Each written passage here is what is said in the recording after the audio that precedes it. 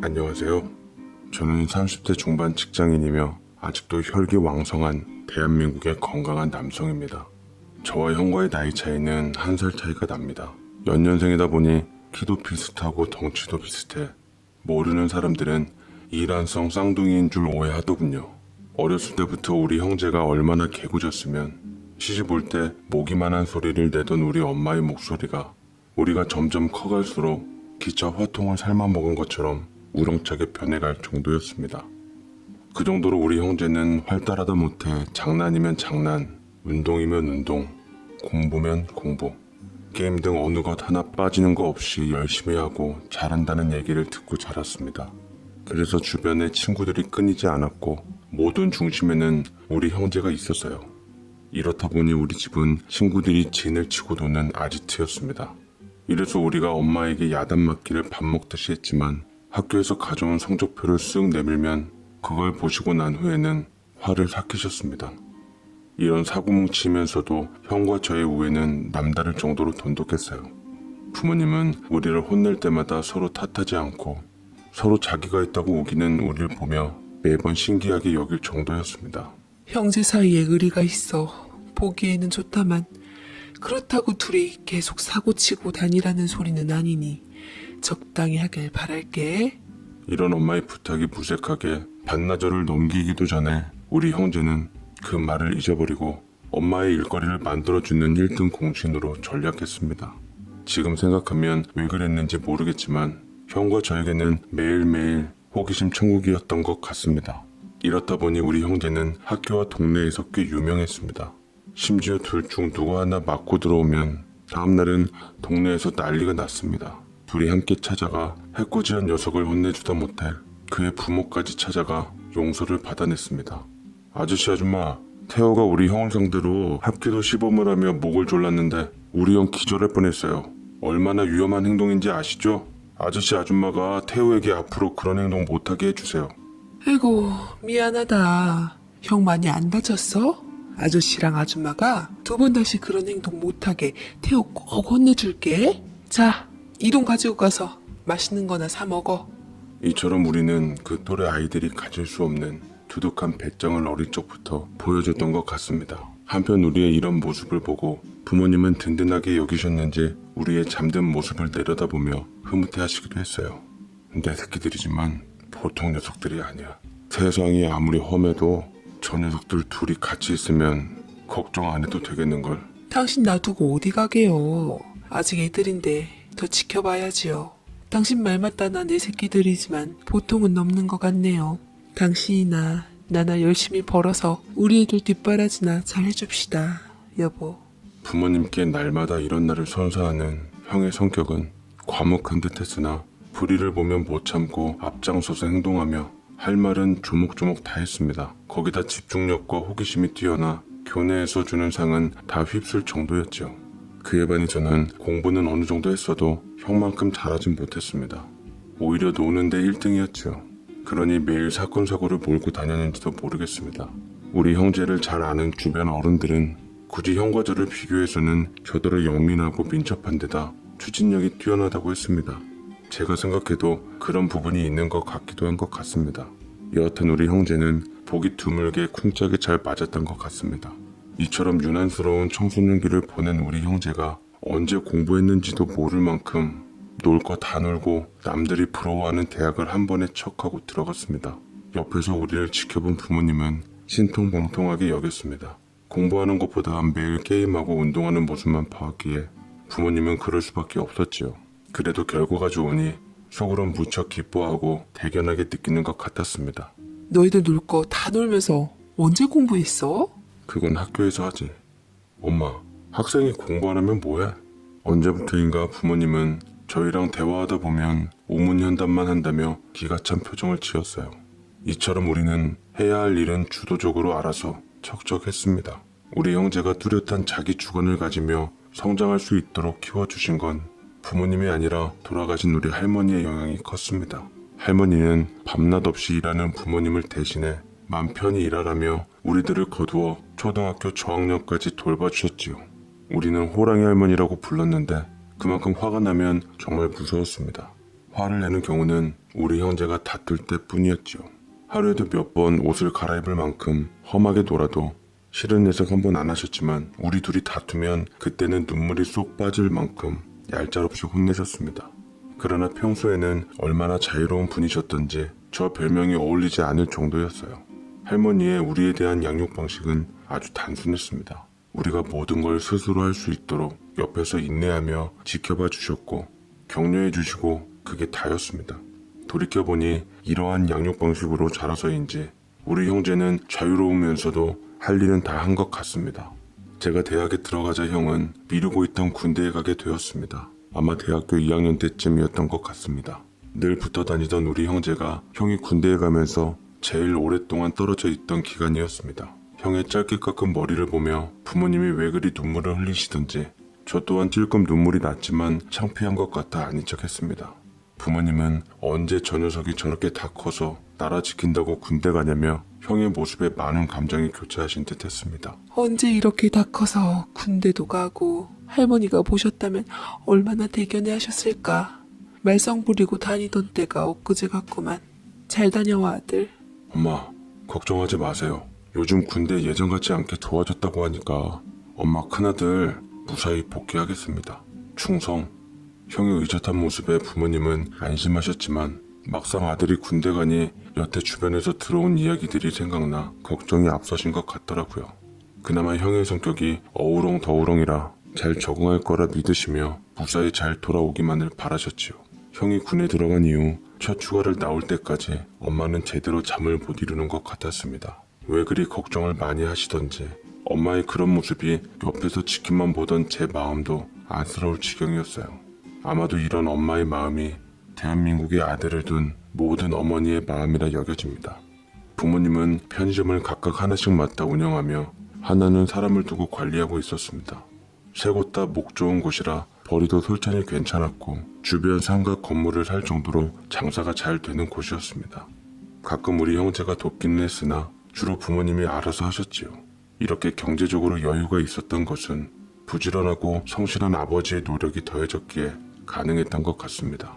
두 분이 빈손으로 시작해 이처럼 살게 된 데는 힘들어도 아껴가며 잘 쓰지 않고 열심히 일한 두 분의 덕이었습니다.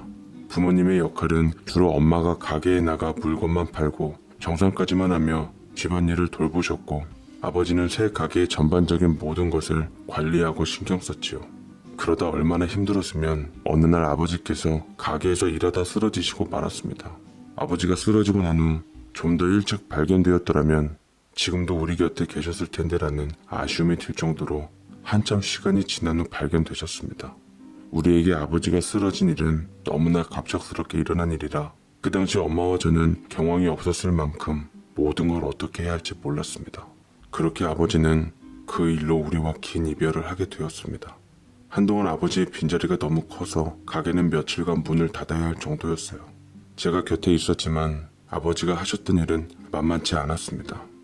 그래서 그 당시 대학교 1학년이었던 제가 학업을 잠시 쉬며 가게 일을 돕기로 했습니다. 엄마와 저만 꾸려나가기엔 버겁다는 것을 알아 아르바이트생도 더 구해 계속 가게 일을 했습니다. 그래도 새 가게를 이끌어가기에는 벅찼습니다.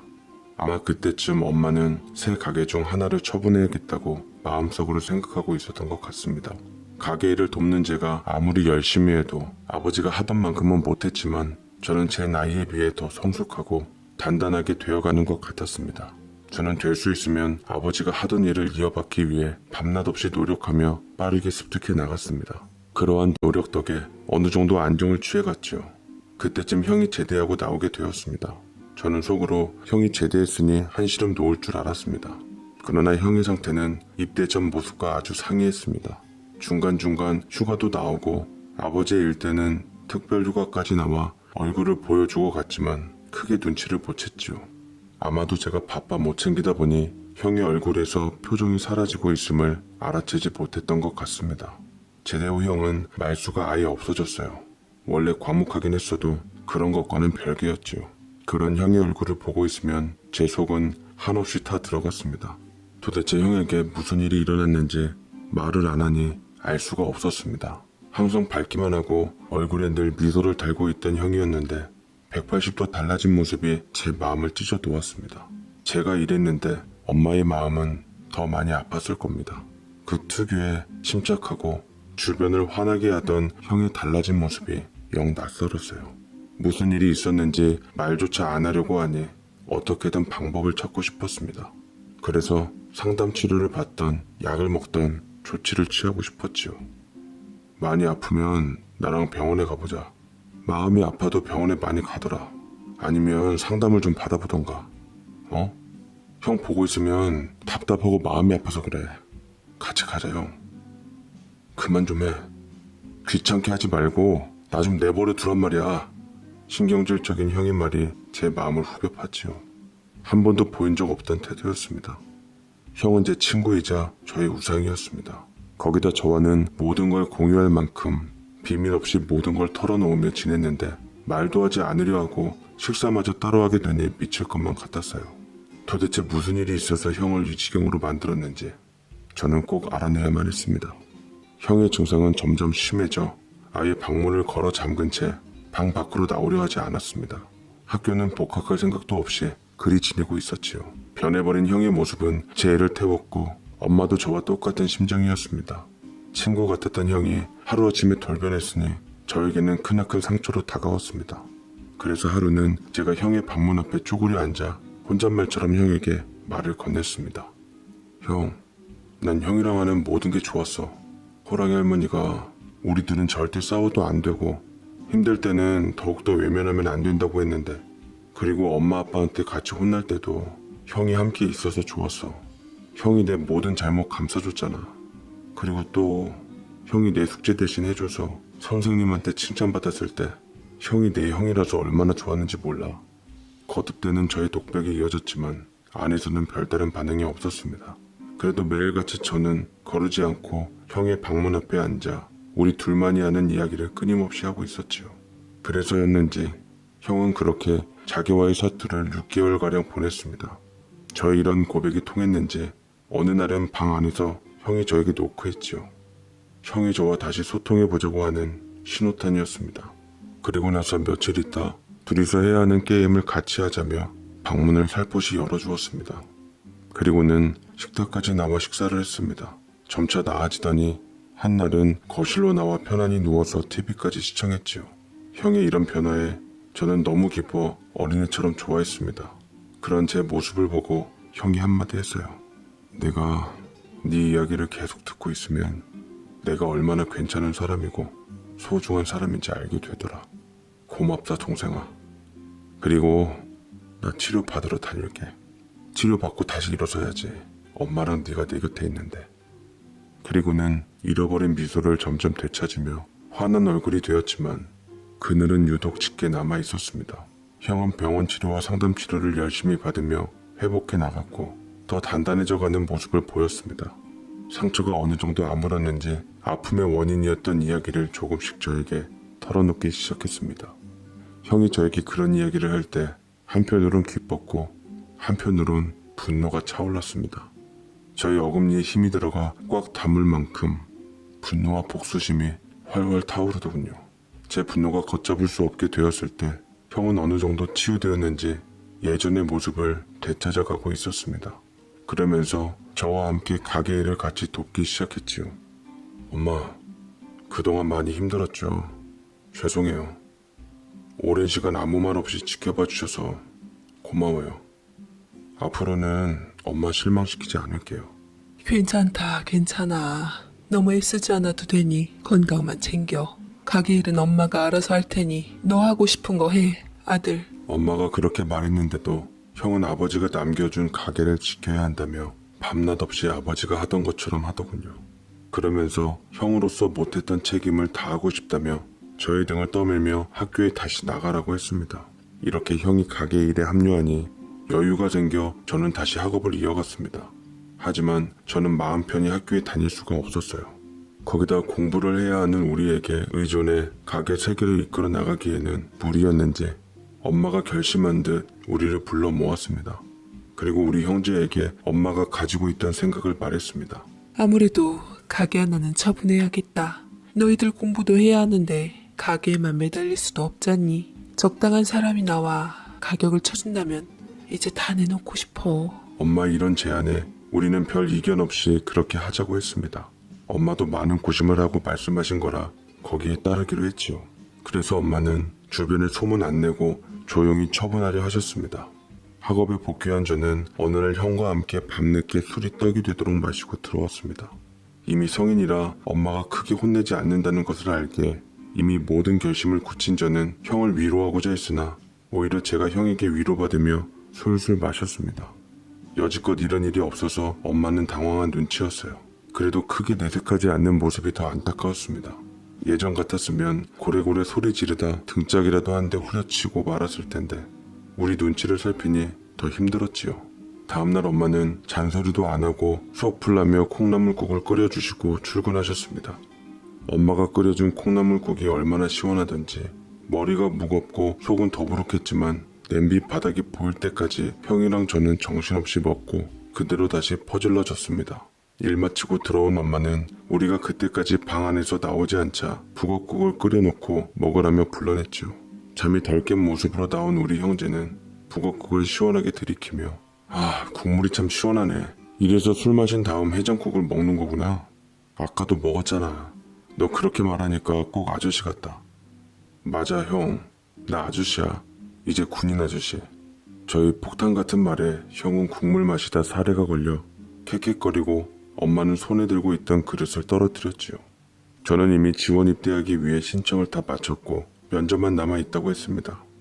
어렸을 적부터 형 운동이 도움이 돼 훈련소 조교병으로 간다고 했어요.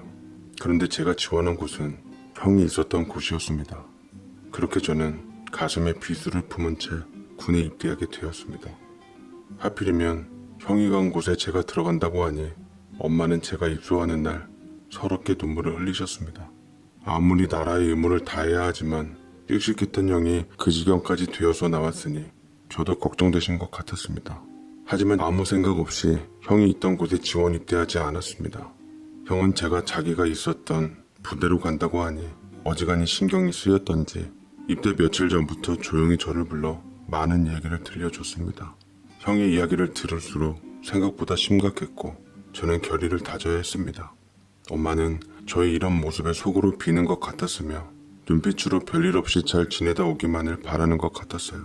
엄마는 형을 한번 보내봐서 적응이 된 줄 알았는데 그렇지가 않았나 봅니다. 여전히 그때처럼 제가 첫 휴가를 나올 때까지 엄마는 편히 잠을 못 이뤘다고 나중에 형에게 듣게 되었습니다. 이런 엄마의 기호와는 달리 제가 휴가를 나왔을 때 별 징후가 보이지 않자 엄마는 혹시나 하는 마음에 제 윗옷을 걷어보라고 바지도 걷어보라고 했습니다. 저는 엄마의 높아짐에 말없이 잘 따라주었습니다. 그래서 걱정하지 말라는 의미에서 한마디 덧붙였습니다. 엄마 걱정하지 마. 형이 모든 팁을 알려줘서 얼마나 잘 지내고 있는지 몰라. 그러니 이런저런 걱정 안 해도 돼. 엄마 주름살 늘까봐 내가 더 걱정이야. 이렇게 제가 말해주니 엄마는 조금 안심이 되어 보였습니다. 엄마가 잠시 훑어본 제 몸은 여느 때와 같았고 규칙적인 생활을 해서인지 근육도 더 붙고 몸이 더 단단해져 있어 마음을 놓는 듯 했습니다. 제가 휴가 나올 때마다 여전히 형과 상의할 게 많아 둘이서 속닥이면 엄마는 의심의 눈초리를 거두지 않았지만 우리 둘 사이가 예전 같아져서 시름을 놓은 듯 했습니다.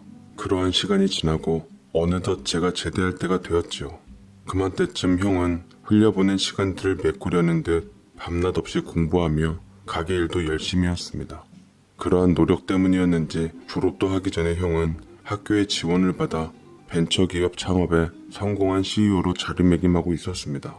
언론의 주목을 받을 만큼 획기적인 아이디어로 인해 외국계 자본의 투자도 이어지고 있다고 했습니다. 형이 벤처 사업으로 눈을 돌릴 수밖에 없었던 이유는 형의 병원 진료 기록 때문이었습니다. 형이 그토록 꿈꾸었던 공기업의 취업문은 닫혀버렸고 대기업의 문조차 두들겨 볼 수가 없어 막다른 골목에서의 선택이었는데 그 선택이 형의 노력을 배반하지 않고 달디단 열매를 안겨주게 되었지요. 저는 그런 형의 성과에 더할 나위 없이 기뻤지만 형의 마음이 어떠했을지 10분 이해가 되며 착잡했습니다. 이런 기쁨을 충분히 누리기도 전에 제가 제대하며 느닷없이 결혼하겠다는 말을 던졌습니다.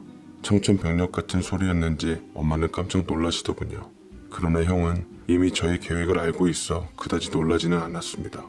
제가 군에 있으면서 연애할 시간도 없었을 텐데 누군가와 사귀고 있다는 기미조차 보이지 않다가 마른 하늘의 날벼락처럼 그런 소리를 하니 안 놀랄 수가 없었을 것입니다.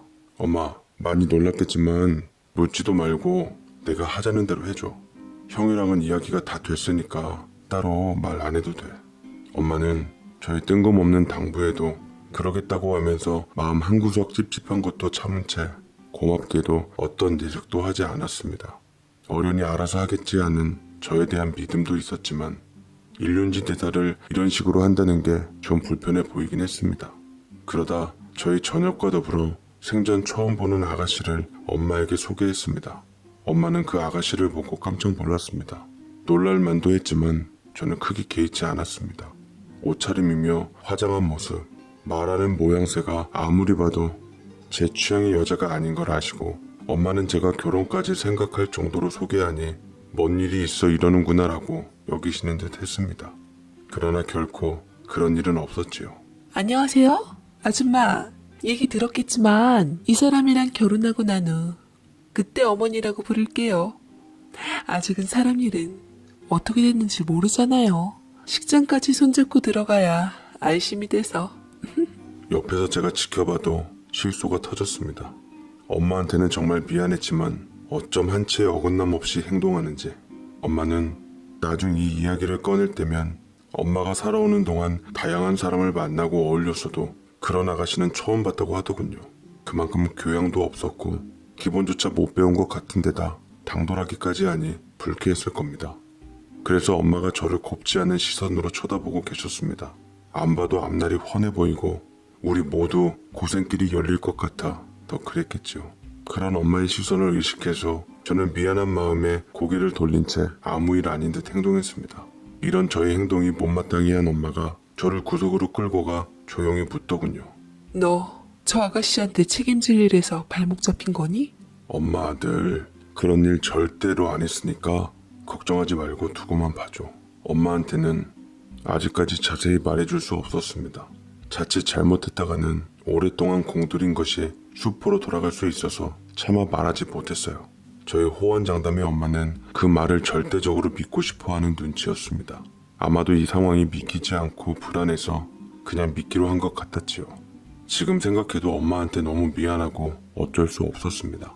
그리고 나서 며칠 지나지 않아 저는 엄마에게 용돈 달라는 말을 할 때처럼 아무렇지 않게 상견례가 잡혔다며 날짜와 장소, 시간을 알려주고는 나간다며 자리를 피했습니다. 아무리 제가 알아서 한다고 해도 이건 너무한 것 같아서인지 참지 못한 엄마가 현관을 나서는 저의 등에 대고 소리를 질렀습니다. 어디서 그런 애를 데려와 집안 말아먹으려고 해? 하늘에 계신 네 아버지가 아신다면 무덤에서 펄떡 일어날 일을 하고 있는 거 몰라? 저는 엄마가 농담하는 줄 알고 씩 웃으며 그렇게라도 아버지가 살아 돌아오시면 좋겠네요. 그리고는 그 자리를 피하고 싶어 바쁘다며 얼른 나가버렸습니다. 하는 수 없이 엄마는 제가 해달라는 대로 상견례 자리에 나가기로 마음을 굳혔다며 결심한 듯 말씀해 주시더라고요. 그러고 나서 며칠을 우리는 엄마에게 긴히 할 말이 있으니 얘기를 나누자고 했습니다. 엄마는 상견례와 관계된 얘기인 것 같아서인지 그러자고 했지요. 그러나 우리가 뜻밖의 말을 엄마에게 꺼냈습니다. 엄마, 지금부터 제가 하는 이야기 무리한 부탁인 거 알지만 꼭 들어줬으면 좋겠어요. 현규랑 충분히 상의했고 엄마 동의 없이는 할 수 없는 일이라 이렇게 부탁드리니까 상견례 전까지 결정해 주시면 좋겠어요. 엄마, 여태 엄마 속도 많이 썩였지만 우리 형제 믿어준다면 형 말대로 꼭 좀 들어줘. 나중에 모든 걸 얘기해 줄게. 그리고 상견례 자리에서 별로 할 거 없을 거야. 이미 이야기 다 해놔서 준비할 거 하나도 없어. 예단 혼수 이런 거 하나도 안 할 테니 부담 안 가져도 돼, 엄마. 우리의 간곡한 부탁에 어떤 내용인지 들어보지도 않고 엄마는 그러마하고 대답했습니다. 아마 그때 자세한 얘기를 엄마에게 들려줬다면 엄마는 등짝을 후려치며 허락하지 않았을 겁니다. 그러나 이미 엄마가 뱉은 말이라 주워 담을 수는 없었습니다. 나중에 상견례 자리에서 자세히 알게 되겠지만 그때 제가 표정 관리한다고 힘들었습니다.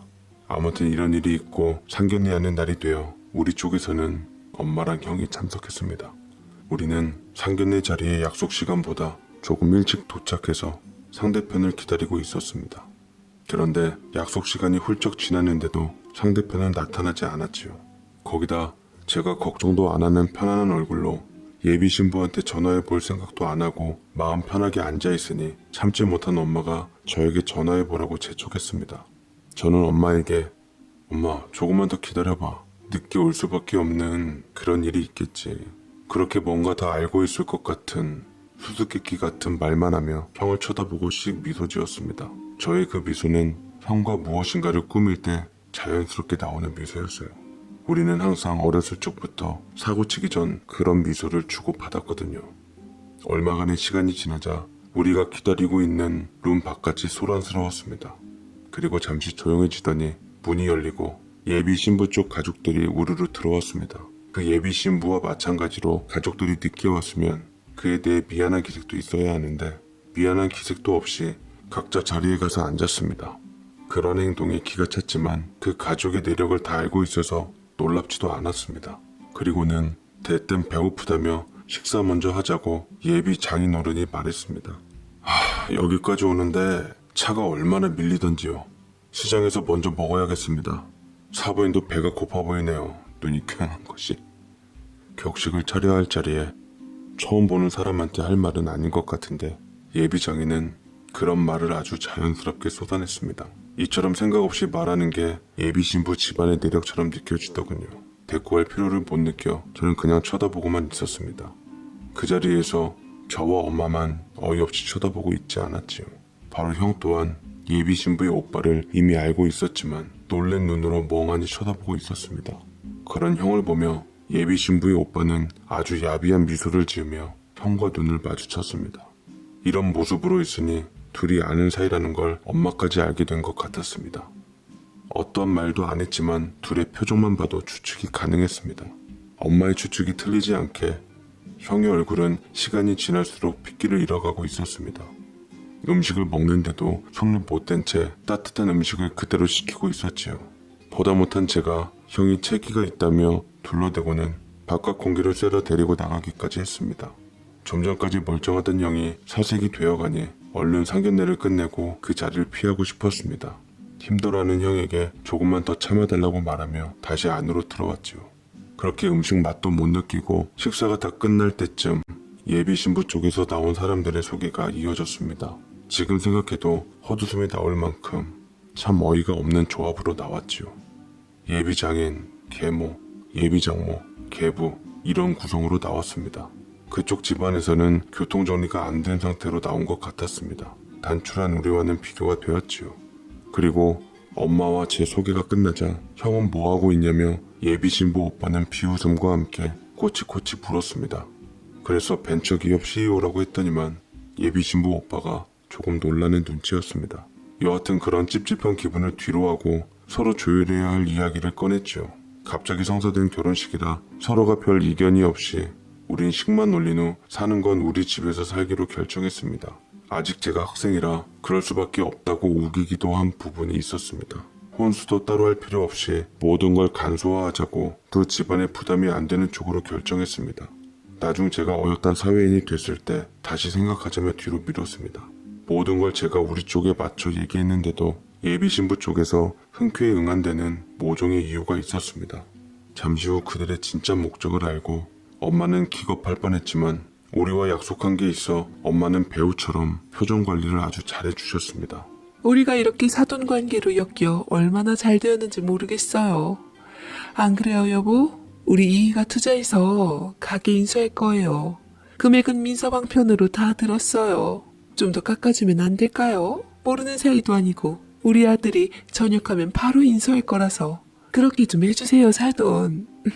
엄마는 그 이야기를 들으며 속으로 꾹 참고 모든 건 저에게 일임했으며 엄마는 관여 안 한다고 했습니다. 그런 꿍꿍이로 인해 그들이 고분고분했던 거였습니다. 자기들도 다 알아보고 횡재한 거라 여기며 이견 없이 상견례를 진행하는 거였죠. 그리고 집안의 골칫덩어리를 누군가 데리고 간다는데 마다할 이유가 없었습니다. 우리가 내놓은 가게에서 나오는 매출은 전국에 있는 매장 중 10손가락 안에 들었습니다. 매장을 소유하는 것만으로도 권리금이 상당했죠. 그래서 그들이 저자세로 나올 수밖에 없었습니다. 그렇게 우여곡절을 겪고 저의 결혼식 날짜가 잡혔죠. 엄마는 집으로 돌아와 상견례에서 본 이상한 느낌에 우리를 앉혀놓고 무슨 일을 꾸미냐고 추궁했습니다.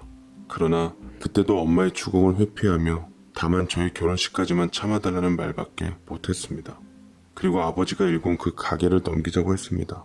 어차피 팔기로 얘기된 거지만 엄마는 뭔가 석연찮아 했죠.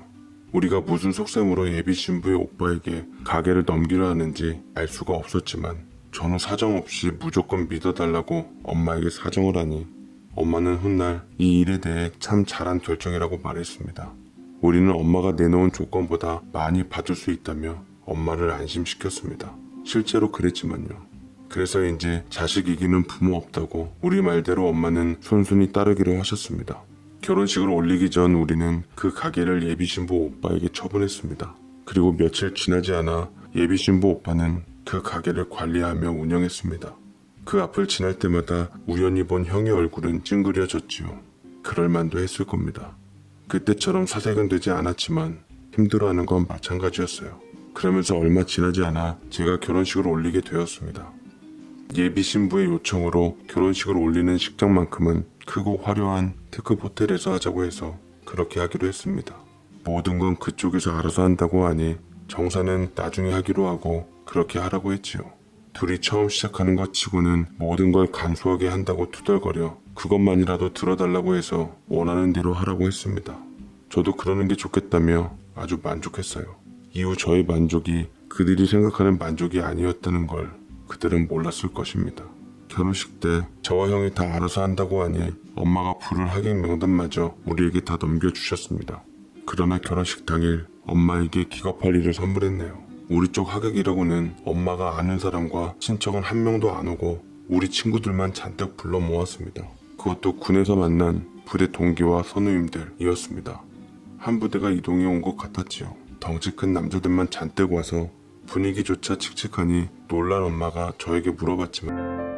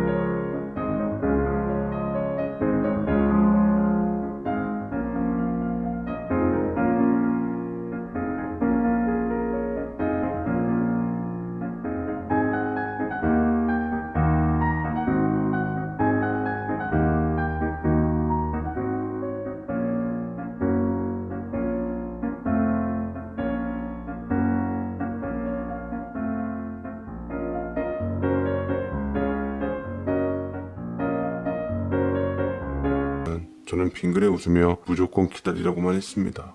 저의 이 말에 엄마는 화장실에 간다며 자리를 잠시 비웠지요. 그런데 화장실에 다녀온 엄마는 얼굴이 사색이 되어 있었습니다. 제가 놀라서 엄마한테 어디 아프냐고 물었더니 글쎄 말이다.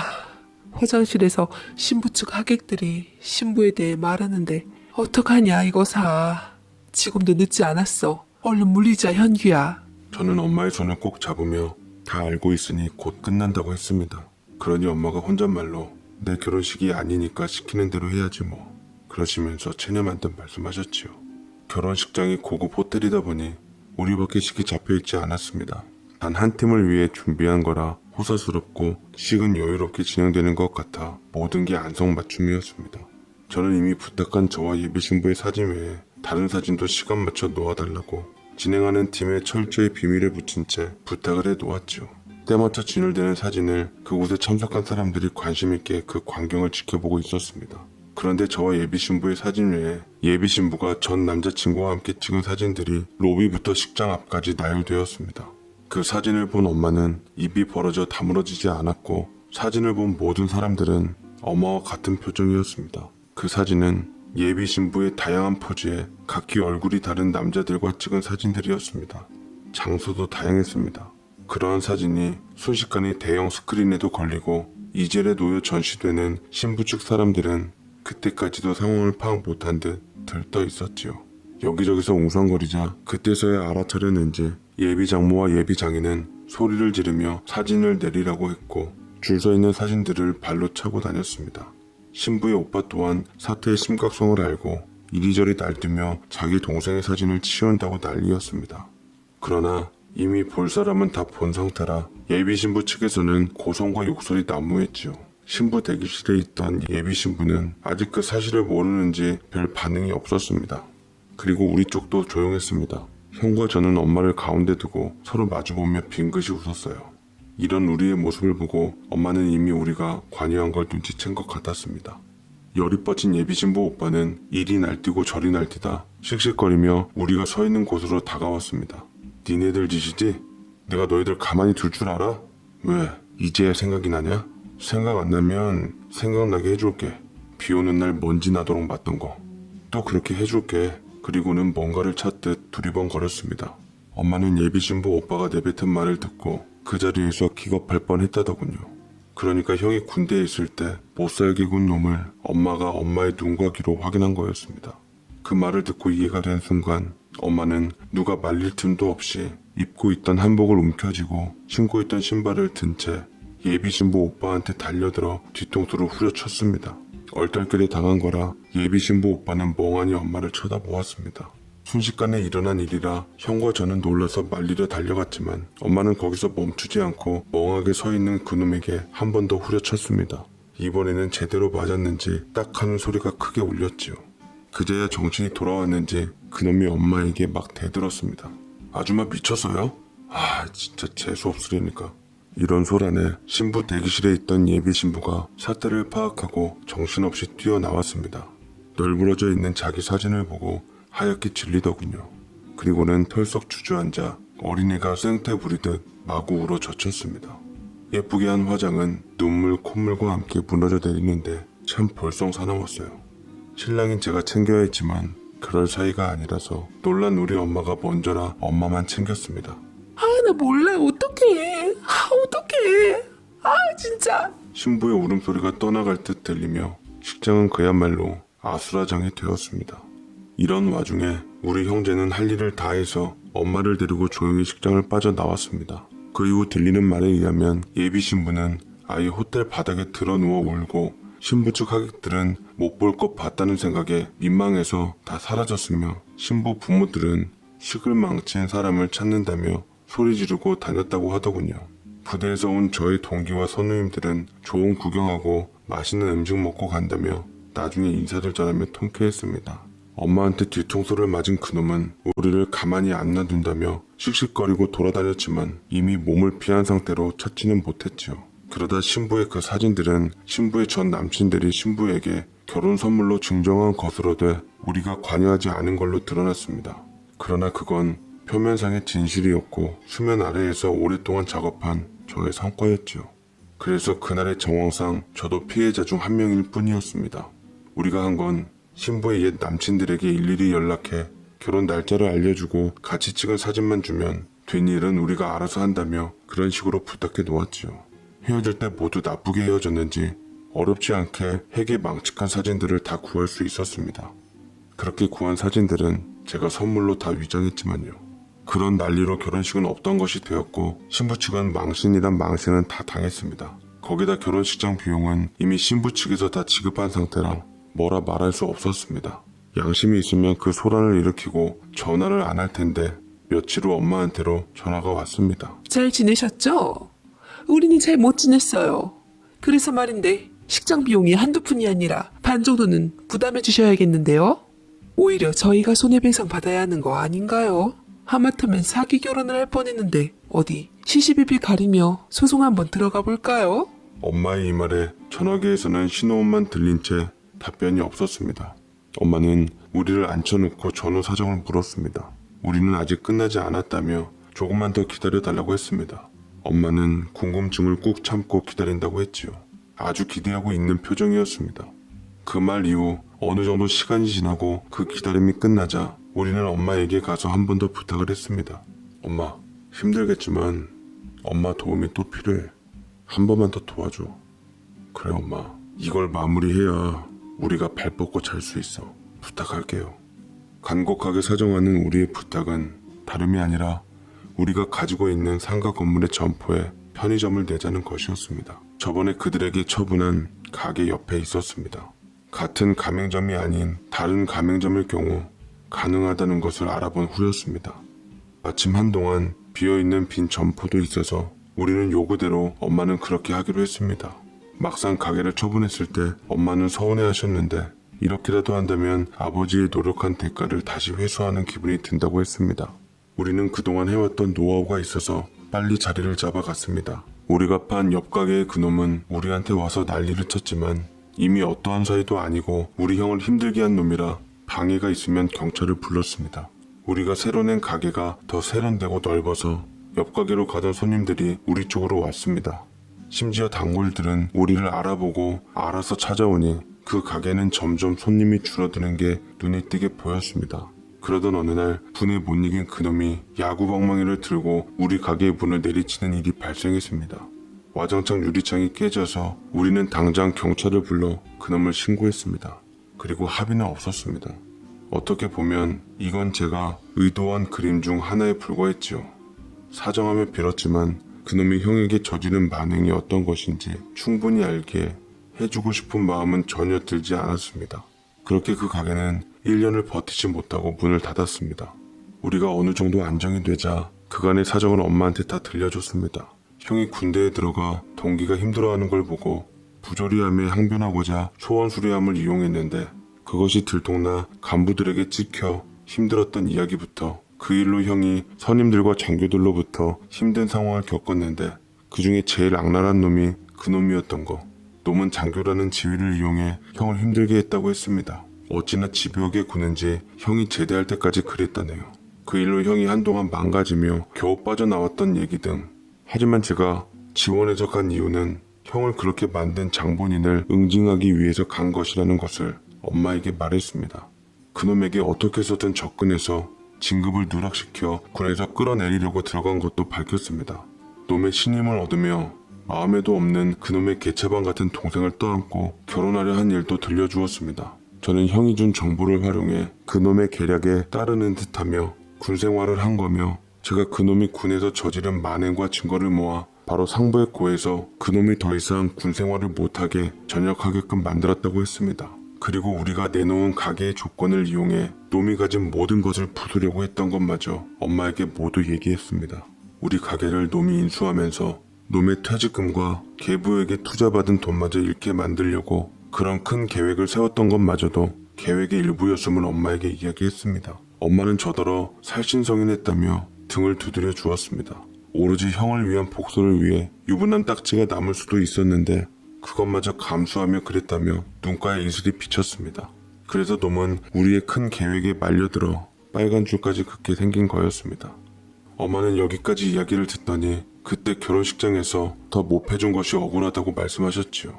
어떻게 우리에게 알량한 지위를 이용해 신체적 정신적으로 위해를 가했는지 다 듣고 나서는 속이 부글부글 거린다고 하셨습니다.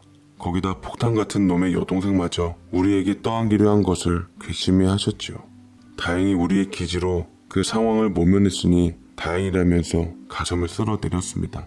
그것만이 아니었지요. 그놈의 여동생은 이미 다른 남자의 아이를 가진 상황이었던 거죠. 그놈 여동생이 애를 지울 수 없다고 고집을 피우자 만만해 보였던 저에게 덤터기를 씌우려 한 것이었습니다. 그러나 둘이 하나가 되면 천하무적이 되는 우리 형제를 몰라보고 놈이 역공을 당한 것이었지요. 엄마는 들으면 들을수록 화가 치밀어 오른다고 했지만 잘 대응해준 우리를 보며 한편으로는 뿌듯해했습니다. 다시 놈을 본다면 우리 아들들이 당한 만큼 더 패주고 싶다고도 하셨지요. 형은 이렇게라도 해서 한을 풀었는지 무척 행복해 보입니다. 형의 사업은 승승장구해 세계 여러 곳에 지점을 둔 상황입니다. 그리고 예쁘고 지혜로운 형수님을 맞이해 지금은 가정을 이뤄 예쁜 조카도 있습니다. 저는 제 재능을 살려 프로게이머로 활동하다 현실에서 그놈과 같은 악당을 잡고 싶어 지금은 경찰 공무원이 되었습니다. 저의 특이한 이력으로 사이버 수사대에서 일하라고 했지만 저는 현장을 누비고 있습니다. 엄마는 저의 형제를 보며 뿌듯해하며 형만한 아우가 없다고 하는데 우리 집을 보면 그런 것도 아닌 것 같다며 그런 말씀을 간혹 하십니다. 형을 위해 물불 안 가리고 달려든 저를 보며 엄마는 대견하다 못해 장하다면서 이제 진짜 결혼을 해 어른이 되라고 잔소리하십니다. 저는 아직 계획이 더 남아있어 아직은 모르겠습니다. 엄마는 아버지가 살아계신다면 이런 우리 형제를 엄마만큼이나 뿌듯해하며 자랑스러워했을 거라며 눈물을 찍어내십니다.